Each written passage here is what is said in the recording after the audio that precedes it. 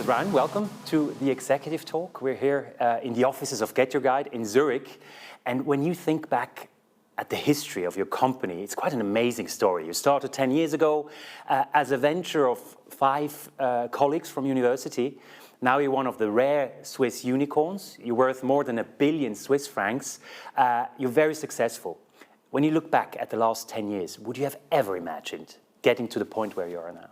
No, I definitely not, right? I mean, it's an amazing story, as you said. And looking back like these 10 or even a bit more years, I mean, it's just an amazing journey. And my background is not on the entrepreneurial side, right? I mean, my family is all coming from the teacher and education. Academics. Academics, basically, more like in regular schools. And I was also focusing on becoming a teacher, although my education like tended in this direction. And then suddenly a friend of mine asked me, hey, Toby, do you want to do a website for tours and activities and bring students together? And then I think then the journey started, right? I didn't even realize what's going on. And then, but one thing, and always looking back, like if you see 10 years ago and now, it's this big step, right? I mean, the 5 French students and now a unicorn. But it's a journey, right? And a lot of things just came natural, right? Mm-hmm. There was not this big step. It was all like step by step by step by step. And I think it used a lot of hard work at the beginning from us, the founders, but now from all the employees, right, to bring us there. Did that help in a way as well? Because you said it yourself, you know, it hasn't been a kind of an overnight success. You struggled quite a bit from time to time. I heard, I mean, you're in the online travel business. You have, you know, people can book experiences, guides through your website. But in the beginning, I read somewhere that in the maybe first 1 or 2 years, you had maybe a handful of people actually using it. Yeah, right? It's actually also a great story and how we tell it. Like there was kind of 4 bookings that we say in the first year, and like 3 of them are from Johanna's mom. Okay, one of your founder friends. And it was true, right? And at the beginning, probably the biggest step is the idea started as purely students, guide students around, right? Yeah. It was this kind of couch surfing, but for tours and activity and showing the city. And this idea clearly failed. And we needed to learn that, would say probably the hard way, right? And we were very, very close to give up, probably after the first 6 months already, when based on the idea we had and the vision, just the customer didn't interact with our website, right? I mean, the students didn't sign up as guides and like nobody even booked them. Mm-hmm. And that was a kind of a turning point where a few of us probably already wanted to give up and say, was nice, guys. Work. Yeah, it was nice, like working nights and weekends with you guys, but it doesn't work, right? We need to go back, for me, back to school. Mm-hmm. But yeah, then a few things happened. So, I mean, Zekobe wanted to invest. Mm-hmm. That was also funny. They approached kind of us, and that also gives us a signal, say, okay, there is interest, right? And on the other hand, a lot of professional guides approached us and were looking for something where they can do business online, right? I mean, they've seen the travel industry, flights, almost 100% online, hotels, on the way to go online completely. And now I think tours and activities is just the next thing, right? So it was a niche that wasn't really served to that point, and you got into that niche, and now you're the biggest player there. Exactly. I think we took exactly the right timing, and I think that was one of the key success, or one of the factors why we are so successful. We were at the right place in the right spot in this niche that you mentioned. Yeah. However, having endured hard times as well, did that help you in developing your business strategy now? That you say, look, we had to learn the hard way, and we had to kind of reconsider some things, and maybe come back to an earlier idea, or say this clearly doesn't work. I mean, do you still work this way? That you say these early years have taught us how not to do it, for example? Yeah, it's probably more the mentality, right, that we took over. Like, just do it and learn, fail fast, right? Rather the typical thing, right? Yes, yeah. But everybody says I'm not sure if everybody's doing it, right? And also, like, this culture of failing is accepted, right? And failing is not bad. We want then people to learn, right? I mean, everybody fails probably on a daily basis, but learn something and do it next time better. Mm-hmm. That's also what we tell all the employees, right? So, and this is also how we drive the company, right? We have small teams, they can do whatever they want. They should just make iterative cycles and learn and fail and also be successful, right? This is definitely something we learned in the early stages, right? bring something out, test it with the customers, and get feedback and do it better. When you talk about the team and the employees, at the moment you're at 600, I think, more or less. Your plans are way bigger. I mean, you want to go to 800, I think, still this year. This is growing extremely fast. When you look at the early days, again, where you were just 5 friends, and now you are 600 friends or 600 or 700 employees soon, how did that change you in a way? That, you know, you went from, as you said, from kind of a modest student to an entrepreneur, to an employer. Did that change you as a person? I mean, thinking about these 600 people worldwide, I think it's a bit scary. But looking only at Zurich, and that's probably one reason why I'm here, we are still small. Like here, it's 45 engineers, and we are still, let's say, a family. Everybody knows each other. And personally, this is the environment I like. But for the company, it's definitely not the successful way, right? I mean, with 45 engineers, you can only do a given amount of things, so we needed to scale, right? And that, I mean, if I go to Berlin now, where the main hub is. Yes, exactly, where like 500 plus people are working. I don't know all of them, right? That's crazy. And sometimes it's a little bit a distance, right? But on the other hand, it makes me super proud. Like that we, the 5 students, kind of created this company where like 500 people or even more 600 can like have a life, make a living of what we can pay and afford. That's also very cool part of the whole story, right? And that's quite striking what you just said, that, you know, you're working mainly here in Zurich with 45 people. Others of your co-founders, partners work in Berlin. You have a very unique way of kind of sharing the responsibility and sharing your jobs. You, as you said, you know, you're more the tech guy. You're more into programming, into the whole kind of software part. One of your colleagues is more into the financial, into the business side. Is that part of your success as well? That everybody knows exactly where he's best at? Yes, it's definitely part of that, and that started really in the early days, right? Where Johannes and Tao, basically business people. Had this idea, and then they were really reaching out to people with the skills they were missing, right? Technical skills, design skills, and then like me and Martin kind of joined the team. And I think from this day on, it was pretty clear like who is doing what, and also who has which responsibilities. And I think trust was definitely also one big component in that like if Johannes suggested, so hey, we want a new investment, it's these guys, I never talked to them before like we signed the contract. Okay. Right? It was really... You completely trusted Johannes? Pure trust, yeah. Johannes and Tao, in the early days, also Pascal, like they brought the best people on board. And that was okay. On the other side, they also trusted us, like on the technology side, we do the best for the company, right? And people sometimes say, yeah, trust is good, but control is even better. But I think if you, even in a founder team, you need this control mechanism, you waste already a lot of energy, right? But that sounds very idyllic and very nice. And, you know, you were 5 friends from the start.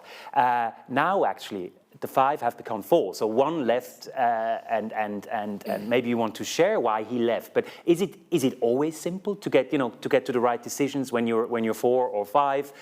When you have to trust your colleague with almost your business life? Yeah, exactly. So it was definitely not always easy, and I can also tell a bit the story of why we are only 4 now and not 5 anymore. And sometimes it was a hard decision. One, I remember when still everybody was in Zurich about taking the money from ZKB and get like investment from external.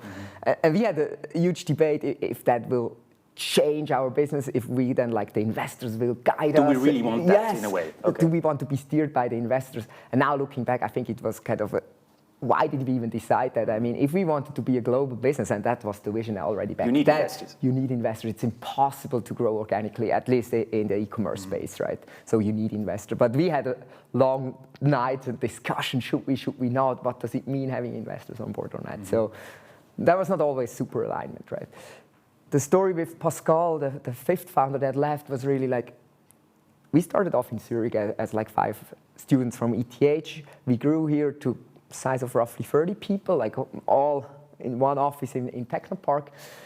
But then the next thing that we needed was customer service, right? So a lot more people called us, customers called us, and we were not able like to answer all those calls anymore, and we wanted to build a customer service center. And then of course, in Switzerland is quite expensive for those kind of firms. That's why you left Switzerland. You know. So exactly. So we were looking in Near East, if there is cheaper, give the service external, but we wanted to keep it in-house because that's the customer voice, right? We want to have that very close to our business.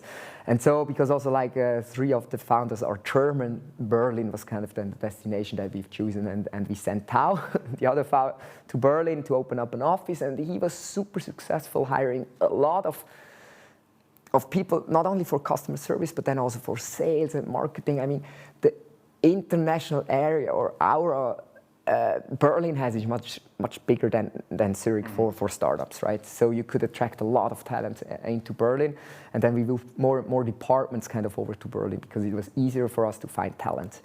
And then we had a kind of this split brain situation where like 2 founders were in Zurich, 2 founders were in Berlin, 1 was kind of commuting, forcing back, and we needed to make a call, right? And then we decided for Berlin for various reasons, right? For Pascal and myself was then the decision, what do we do with Zurich, right? I said personally I don't want to move to Berlin, or I cannot move with the family to Berlin for a longer period of time. Same for Pascal. He was at that time COO, so for all the internal operations, and I was CTO, like leading the technical part. The technical part was crucial for the company, so we said let's leave a technical team around Toby here in Zurich, right? And back then we were probably 7 people only, so a very small team that I had. But for operation we said Berlin makes more sense. Yes, and he couldn't commit to that, and then he left the company. But that shows that it's the bigger you get, the more you grow. There are certain questions that are being asked within the team. How do you deal with that on a daily basis? Now with the 4 co-founders, do you kind of constantly talk to each other, or do you trust each other, as you said before, enough that you say, okay, let's just everybody works at his favorite spot? To be honest, I see my co-founders probably 5 times a year. Really? We have some more emails to exchange, but like of course the big decisions, right? The recent investment, but all the rest is like everybody has its own area where he kind of owns, and there is definitely trust. A lot of trust in those teams. So, and also I think, even though we are still very founder-driven, so Tao and Johannes are still CEO, COO, and drive that heavily. Like I do have a boss in my company. We have a CTO hired, right, which is an external person, right, that joined GetYourGuide a bit more than a year ago. And I think that's also one strength. I mean, you need to hire better people than you are, or better person than you are, right? That brings the company forward. Otherwise, the company would stick with the knowledge I have, right? And which wouldn't be enough at the moment. No, I don't think so. I mean, it was very good. Like somebody that grew an engineering organization like from 50 to 500 people, that definitely brings value to the company. I've never done that, right?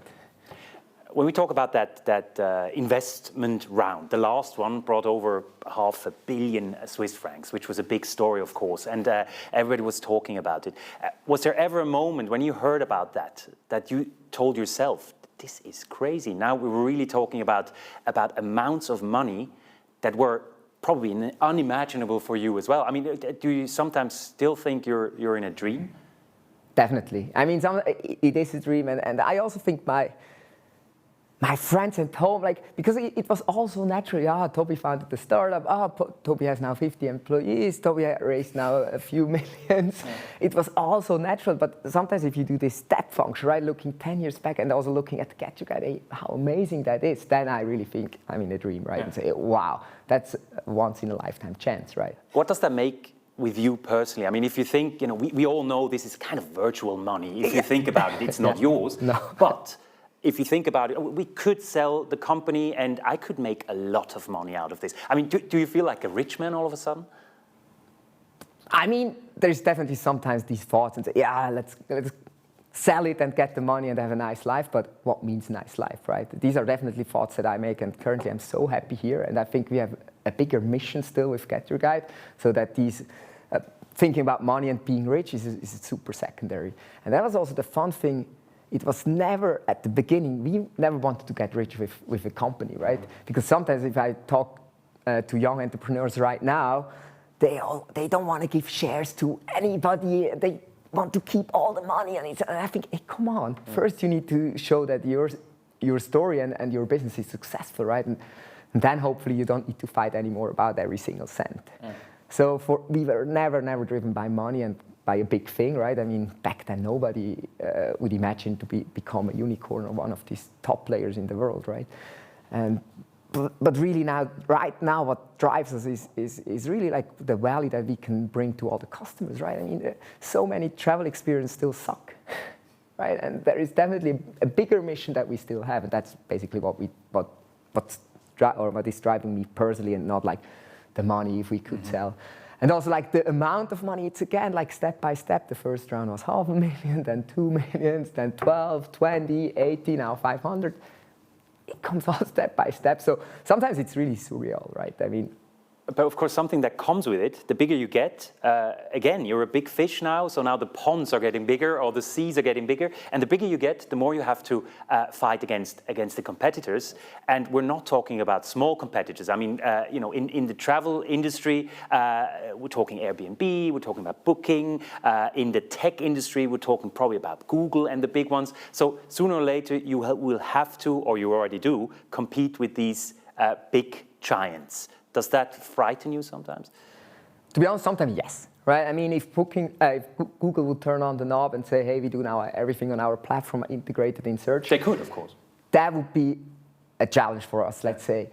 But I'm not sure if that's what Google wants, right? I mean, they want at the end the best for the customer. And I think what we've built in the last 12 years, we know the product so good, right? That's still knowledge probably Google in the tech area is missing, right? All this relation with the customer. I don't even know if they have a customer service center somewhere, right? That's not their business. So we rather want to partner with Google, right? I mean, they have their strengths in search and reaching the customers. We can still make the travel experience better. And then there is a variety of other competitors, Booking, right? But what's their main mission is still selling rooms, hotel rooms and accommodation. I think they still need to fight there a lot before they really can kick in their tours and activities or things to do segment. And so I still believe if we focus very, very hard on the things we want to do with tours and activities and selling unique experiences, we can be number one in the world. There are competitors in the Asian market doing very, very similar things than us, very, very focused as well. If they would come to Europe, that's definitely challenging. But in the past, also like Chinese companies struggle a lot getting a grip in Europe and America. I mean, which makes you even more attractive, maybe also for a takeover. Is that something that you have to face on a daily basis? That you have to discuss? What if people are really interested in our USP, which is really getting bigger and bigger? Would that be a solution, or would that be a kind of an alternative for you? So yeah, for now we still want to be independent, right? I mean, one of our big competitors called Viator was acquired by TripAdvisor a couple of years ago already, and I'm not sure it's now more fun to work there, right? And I'm not sure if they have now more leverage to reach people. I still think then they're kind of one segment in this big TripAdvisor universe. So also if Booking would try to acquire us or whoever, I think we would still resist and say, hey, we want to do our own thing. Because for us also the brand is kind of important. We want to be the name people remember if they want to do something on vacation, right? I mean, Booking.com is big, right? Everybody knows if I want to have a hotel, I also go there, right? Or TripAdvisor, they have a brand. We also want to become the brand for experiences. I want to get back to something that you said earlier about maybe the Swiss character in a way, that also of startup companies, that they don't want to give too much away, and that they want to keep as much to themselves as possible and being independent as much as possible. This is an interesting point, because you're always being kind of portrayed as the poster child of the Swiss startups, and one of the biggest successes in the Swiss business history of the last 20, 30 years. If you look at the Swiss startup kind of landscape as a whole, do you think it's easy to get to where you've been, or is the Swiss way of doing things a little bit of a hurdle if you, for example, compare it to Berlin, which is really the startup capital probably in Europe at the moment? No, I think there is definitely a lot of good things happening in Switzerland. I think it's a very good place if you want to start a startup, right? You have you have like at ETH also, like back then there was not something like Entrepreneurs Club. There is startup weekends. There is hackathons, which are also like very entrepreneurial. There is so much you can do. Co-working spaces. You get also funding easy as an early stage startup. I think it's a very, very good ecosystem here. What's the biggest challenge? Recruiting, I guess, right? I'm not sure. Probably focus. Yeah. People, like to some people I talk kind of as mentor, like they had an idea, but you realize they already have a second idea in mind that would be the backup if the third. They're almost too distracted with all their ideas. Just do one thing, but right, and then evaluate probably after 6 months or whatever.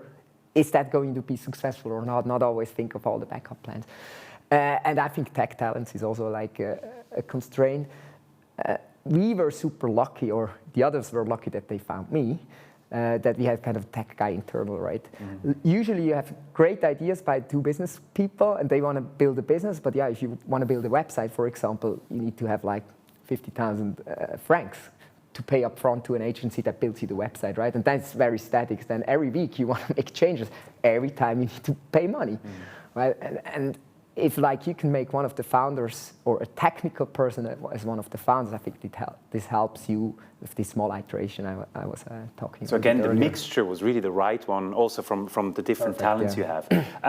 Since this program is called Executive Talk, and since you are an executive now, even if the team here is smaller, are there any values, any principles that you want to bring across to the team? I mean, we're here in a kind of a communal space, and it's almost a cliche, but there's table football, and there is the Friday night parties and everything. Is that the spirit you want to bring across? That really let's have fun together, or is it more like a working environment and then have fun sometimes?